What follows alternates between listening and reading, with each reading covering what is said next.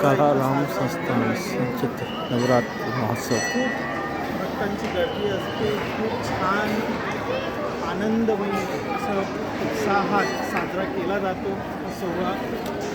आणि महोत्सव 8 एप्रिल रोजी श्री राम रथाचा कार्यक्रम असतो. तर तुम्ही इथं जर शक्य असेल तर नक्की भेट द्या. श्री काळाराम मंदिर, पंचवटी, नाशिक. हा व्हिडिओ तुम्हाला कसा वाटला नक्की कळवा. कमेंट्समधून आवडला असेल तर लाईक करा. आपण भेटूया लवकरच एका नवीन व्हिडिओमध्ये. पुढचा व्हिडिओ असणार आहे